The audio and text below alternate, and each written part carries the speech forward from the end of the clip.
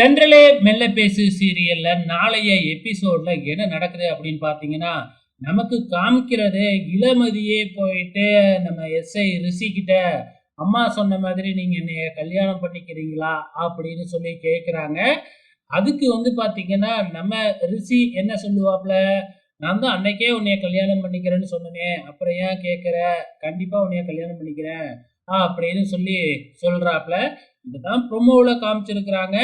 இது என்னைய பொறுத்தளவு வந்து பார்த்தீங்கன்னா, நம்ம ரிஷியோட கற்பனையா இருக்கிறதுக்கு தான் அதிகப்படியான வாய்ப்புகள் இருக்கு. ஏன்னா, நாளைக்கு வந்து பார்த்தீங்கன்னா, அந்த வட்டி கடைக்காரரு வந்து பயங்கரமா பிரச்சனை பண்ணுவாரு.